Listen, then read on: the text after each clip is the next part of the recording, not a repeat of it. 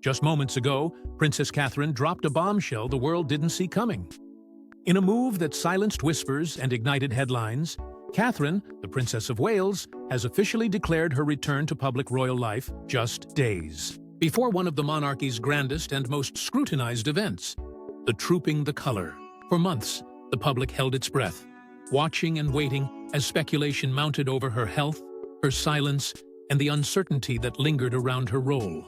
But now, that silence has been shattered, not with a long speech, but with a strategically timed appearance that says everything without uttering a word. The announcement wasn't made with royal fanfare or formal press statements. Instead, it came as a thunderclap, deliberate, forceful, and just vague enough to stir the pot. Kensington Palace merely confirmed her participation. No dramatics, no over-explanations, but the message landed with force. Catherine was not stepping back. She was stepping up. And not only that, she was doing it on her own terms. For those familiar with the careful choreography of royal PR, the timing couldn't be more loaded. Trooping the Colour isn't just a ceremonial birthday celebration, it's a signal flare from the monarchy to the nation and to the world. It says, "We are still here, we are still strong." And now, Catherine's reappearance has become the centerpiece of that message. Her face will once again grace the royal balcony. Her children will stand beside her. Her every gesture will be dissected for meaning. And perhaps that's the point, because this isn't just about returning to public duties, it's about reclaiming narrative control. Until this moment, questions had loomed like storm clouds. Had her illness permanently altered her role? Would she gradually fade into the background, overshadowed by other senior royals? Or worse, was she deliberately being distanced from the center of royal power? Today's announcement answers all those doubts with stunning clarity. Not only is she returning, she's doing so at the most high-profile event of the royal calendar. If anyone thought the crown was slipping from her grasp, they were wrong. But still, something about the suddenness, the minimal fanfare hints at deeper currents. Was this a decision she made alone? Or was it forced by internal pressures within the palace? Is this a victory or a veiled concession? These questions linger beneath the surface, adding tension to what, on paper, looks like a celebratory return. And the palace isn't eager to clarify, because ambiguity, after all, is its oldest weapon. As Catherine prepares to step into the public eye once again, the stakes couldn't be higher. This isn't just a royal engagement. It's a test, a reintroduction, a defiant response to those who doubted her, and perhaps a quiet signal to those inside the palace walls who still do. All eyes are now on her, not simply as a princess, but as a potential queen in waiting, one who has endured illness, speculation, and silence, only to emerge, more poised than ever. But her appearance isn't just timely, it's symbolic. Let's unpack the stage where it all plays out. The annual Trooping the Colour is no longer just tradition, it's now a declaration. It began, as it always does, precision, pageantry, and the beating heart of royal symbolism. But this year, the Trooping the Colour ceremony carried a weight far heavier than the swords gleaming in the sun or the hooves striking the pavement. It carried the burden of questions that had gone unanswered for months. Was the monarchy still intact? Were the royal heirs aligned? And most importantly, was Princess Catherine still the woman the nation had placed its hopes upon? In one thunderous sweep of drums and flags, the world got its answer. This wasn't just a celebration of King Charles III's official birthday, it was a reassertion of royal power in the most theatrical and calculated way possible. From the moment the 1st Cavalry Division turned onto the Mall, there was no mistaking the intent. The monarchy was staging not just a spectacle, but a show of unity. Catherine, standing shoulder to shoulder with Prince William and their children, didn't merely participate. She dominated. Her presence shifted the atmosphere, forcing even the most skeptical observers to admit she was back, and she was central. As the carriages rolled past thousands of onlookers. The message was clear. This was not a monarchy in decline, but one that had learned how to weaponize tradition in the face of scrutiny. And Catherine? She was no longer just a princess fulfilling ceremonial duties. She had become the symbol of stability. Her recovery was not just personal, it had been transformed into a national narrative of resilience. And that transformation was playing out live for millions to witness. But beneath the crimson uniforms and gilded horses lay an undercurrent of tension.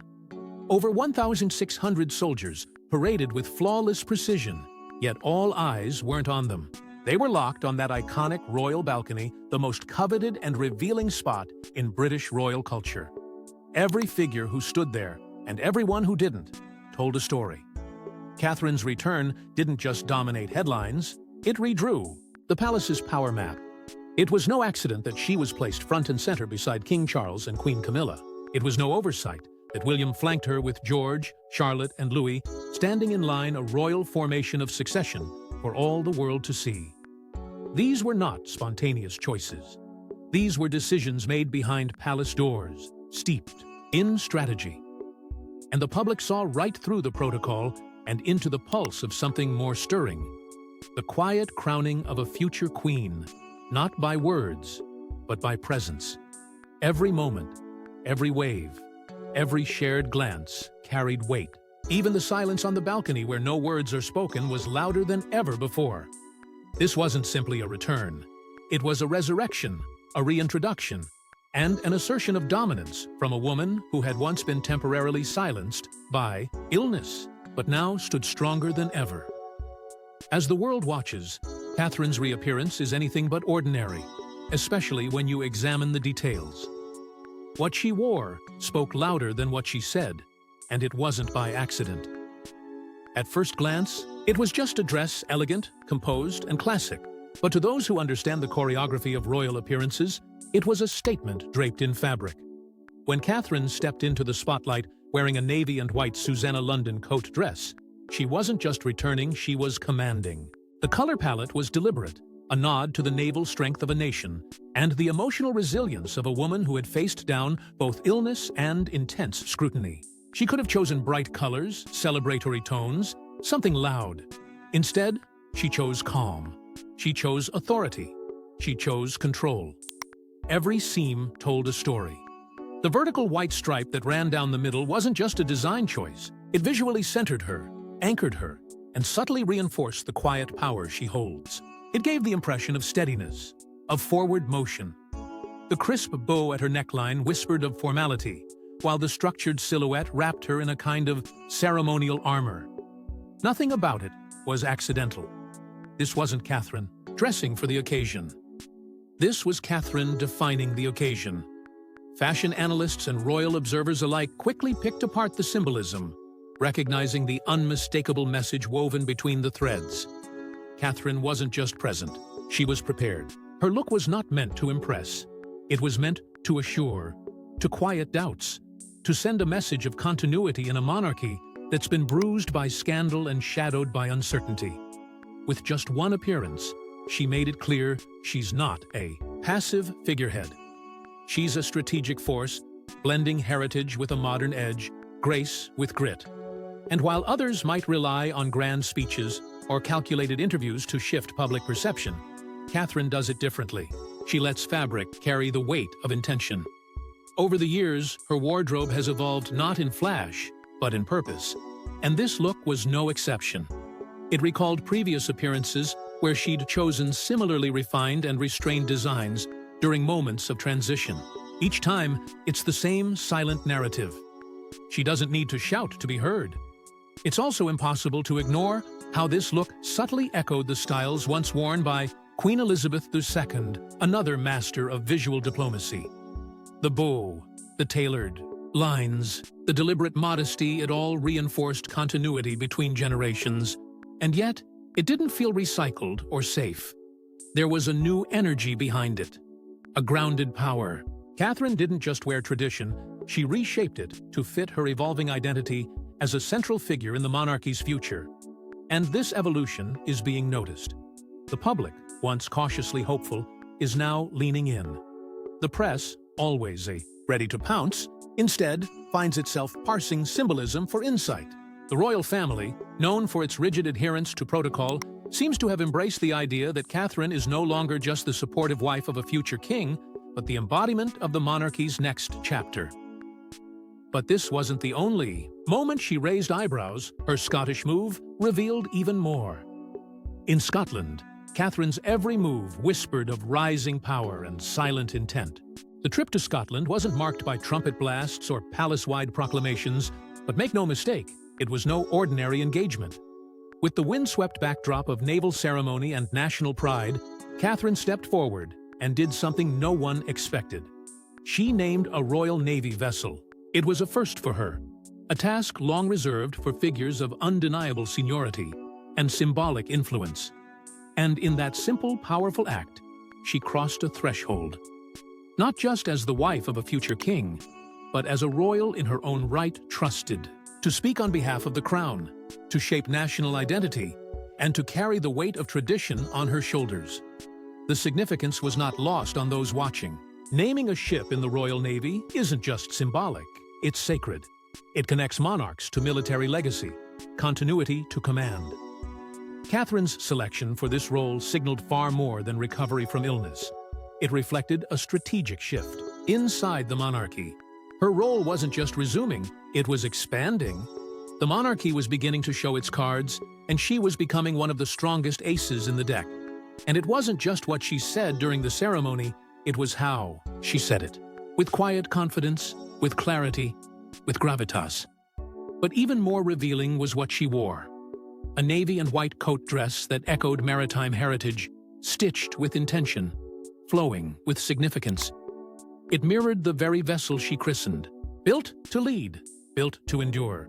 The public understood immediately. This wasn't fashion, it was messaging, and it was effective.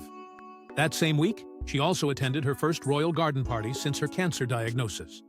Many expected her to stay in the background to avoid the energy-draining, hours-long affairs. But she didn't. She stood for hours, engaging with citizens, shaking hands, laughing, carrying herself with a mix of fragility and fire that left those present stunned. It wasn't just about showing up, it was about showing strength. And more than that, it was about showing gratitude. Catherine knew that the British public had waited for her, hoped for her, prayed for her. This was her answer, a soft-spoken thank you with royal force. Strategically, the timing of her Scottish engagements was no accident. Scotland has always been a politically sensitive ground for the monarchy, rich in history, but fraught with questions about independence and identity. To send Catherine there at such a delicate moment was to place her at the intersection of symbolism and soft power.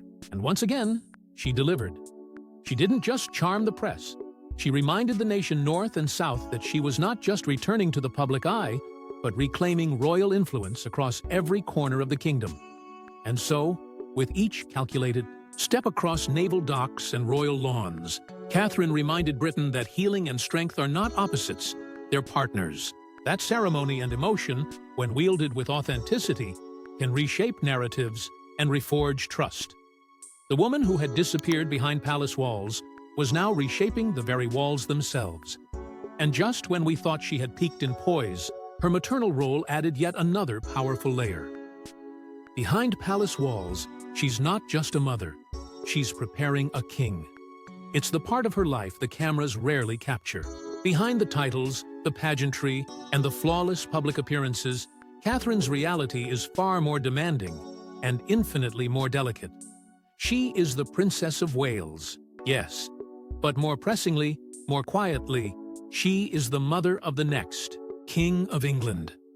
And in a family where every word, every glance, and every moment is dissected by millions, the stakes of motherhood are unlike anything most could imagine. She's not just raising children, she's raising heirs. And every day is a lesson in restraint, resilience, and legacy. In recent months, the public has seen a subtle but unmistakable shift. Prince George, once the cherubic royal toddler adored in photographs, is now stepping into the sharp light of royal expectation. Appearances beside his father have become more frequent. His posture, his demeanor, even his expressions have started to mirror William's. But this transformation didn't happen overnight. It was shaped in private, nurtured at home, under the steady guidance of a mother who understands both the privilege and the burden of duty. Catherine is not just supporting George's future, she's shaping it. But what makes her role so extraordinary isn't just her ability to nurture a future monarch, it's her capacity to do so while upholding her own public responsibilities without flinching. While balancing state events, overseas tours, and sudden appearances in support of royal causes, Catherine continues to protect her children's innocence, while slowly introducing them to the roles they cannot escape. And she does so with a kind of patience and clarity that has drawn comparisons to Queen Elizabeth herself. Nurturing yet composed, soft-spoken yet unshakably firm. A mother, yes, but also a mentor in the making. What the public sees, the calm hand on a child's shoulder during a parade, the reassuring glance during public ceremonies, is only the tip of a much deeper legacy Catherine is building. In a palace, haunted by fractured families and troubled successions, she has become the unifying force. Not because she demands power, but because she quietly stabilizes it. She is, in many ways, the emotional anchor of the modern monarchy. And in an institution known more for protocol than empathy, that role is revolutionary. It's why the world watches her so closely. Not to critique her fashion or decode her gestures, but because she represents something the monarchy desperately needs: continuity grounded in humanity. Her motherhood is not a side story, it is the story. Through her, children, especially through George, the world sees the future, and in the way she guides them, we see echoes of a monarch long gone and glimpses of one still to come. She isn't just preparing her son for the crown, she's quietly preparing the crown for her son. Yet what truly puts Catherine in the spotlight is who surrounds her, especially during that iconic balcony scene. Who stands where and why on that balcony reveals more than the ceremony itself. It's the moment that outshines even the parade. As the Trooping the Colour concludes, the royal family steps onto the Buckingham Palace balcony, and the crowd, the press, the entire nation holds its breath. Not just to witness the red arrows slicing across the sky, but to see the arrangement of figures, the silent yet thunderous choreography of power. It's not random. It never is. Every placement is a whisper of hierarchy, a reflection of who is rising, who is falling, and who is being left behind. This year, the message was unmissable. Catherine stood exactly where the world expected her to be, at the heart of the frame, beside King Charles and Prince William. It was more than respect. It was recognition. Recognition of her influence, her resilience, and her unshakable presence during a time when the monarchy needed her most. In years past, she was the elegant consort, slightly offset from the center. But now she is the focal point, the axis around which the monarchy spins. And standing next to her, Queen Camilla. Another woman whose journey into the royal family was marked by scrutiny, resistance, and reinvention. But the contrast between them couldn't be more striking. Camilla's position is institutional. Earned, yes, but not without scars. Catherine's, however, feels destined. And with their joint placement beside the king, the public couldn't help but draw comparisons, some nostalgic, others painful. The shadow of Diana still lingers, especially in moments like this, where history seems to echo through posture and poise. The children, too, played their role not just as young royals, but as symbols of continuity. Prince George's placement near his father was no coincidence. It was a vision of the future, 3 generations side by side, holding the monarchy's past, present, and future in a single frame. Charlotte and Louis flanked their mother, anchoring the royal narrative in family and stability. Together, they weren't just a family, they were a statement, a promise, a living portrait of what's to come. Yet, what was most revealing wasn't who was there, but who wasn't. Lady Louise and James, children of Prince Edward and Duchess Sophie, were conspicuously absent. Last year, Louise stood proudly with her parents. This year, only speculation filled her space. Was it scheduling? Or something more calculated? James, the quieter of the two, missed the event due to exams, or so it's claimed. But in a family where visibility is power, absence always sparks questions, especially when silence follows. Observers noted that the monarchy's so-called core looked tighter, more curated, fewer cousins, fewer fringe royals, more focus on the main players. And that shift, intentional or not, feeds a growing sentiment that the royal family is slimming down, consolidating. And Catherine, without saying a word, is becoming the gravitational force at its center. However, not all her moves are rehearsed. Some surprises speak louder than stage traditions. Her unexpected appearance in East London wasn't just a visit, it was a message. When Catherine quietly stepped into the new V&A East storehouse, no one expected it. There was no formal announcement, no build-up from the palace, no grand caravan of royal staff signaling a high-profile event.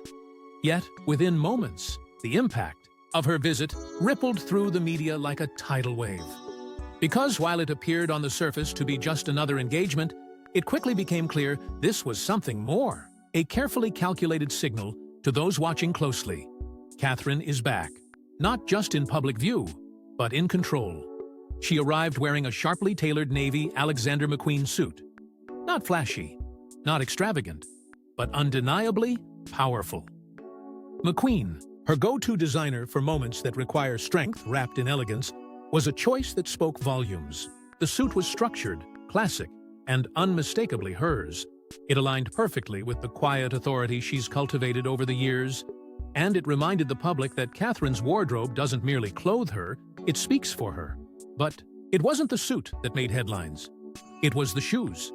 High stiletto heels on a grated metal floor, technically against the venue's dress code, undeniably impractical. And yet, she made it work. Holding the railing with careful poise, she moved with steady grace. The moment sparked laughter, light commentary, and even admiration from the museum's director. But beneath the humor, there was something else.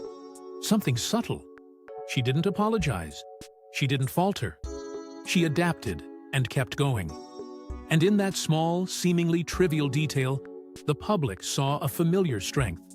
A metaphor in motion, Catherine walking across uncertain terrain, balancing fragility and elegance, never letting either define her.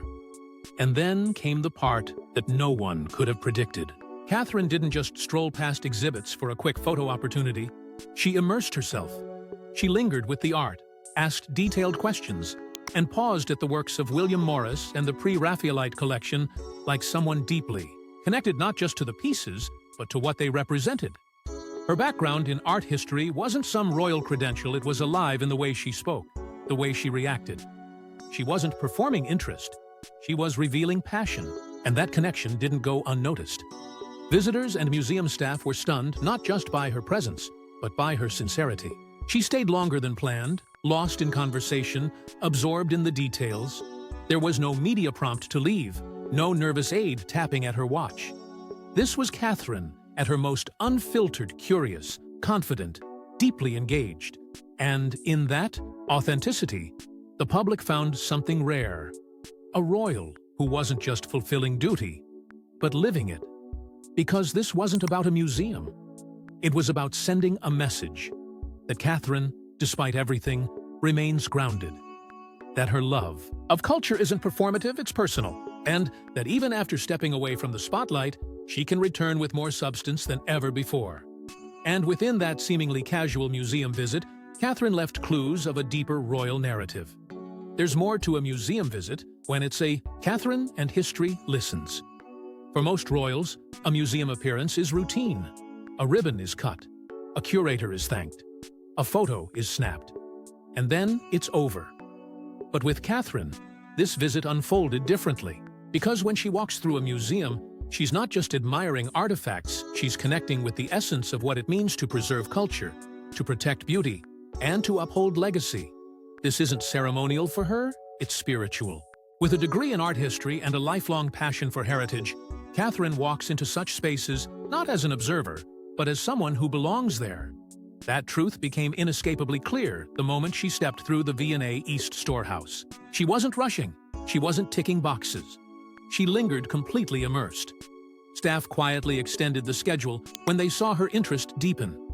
What was supposed to be a brief engagement stretched into an intimate 30-minute extension, and in that time, she didn't just examine, she connected.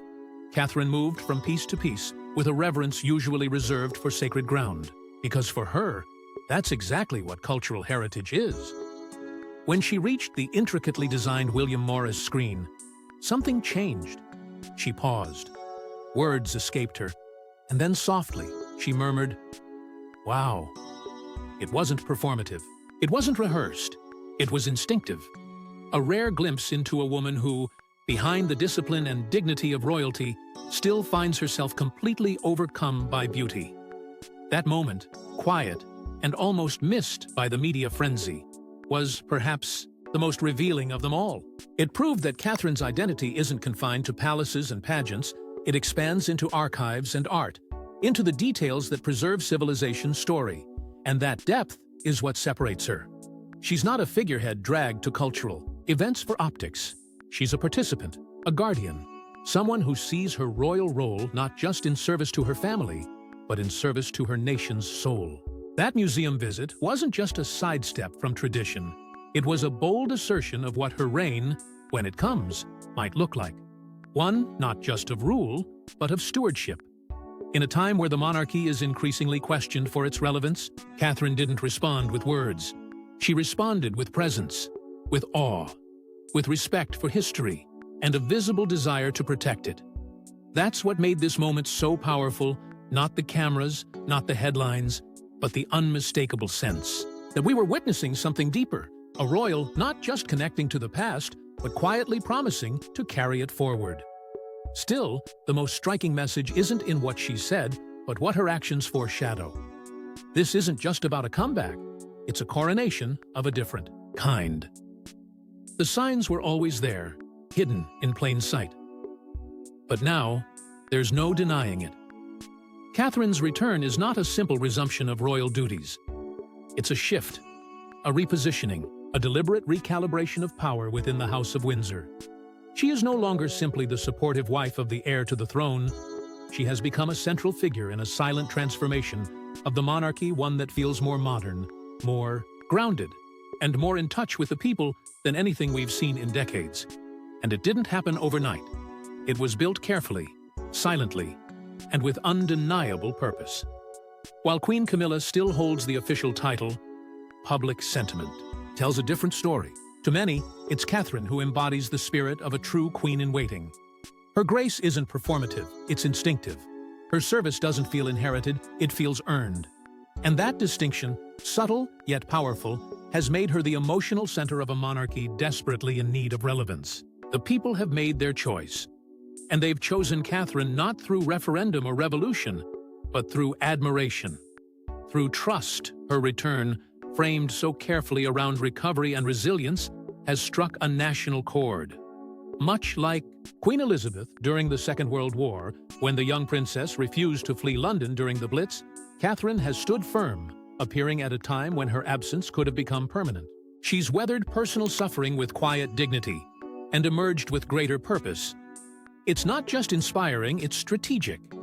Because the royal family knows its future depends on figures who can embody both strength and softness, tradition and evolution. Catherine does that without needing to say a word. Even King Charles seems to understand the weight she now carries.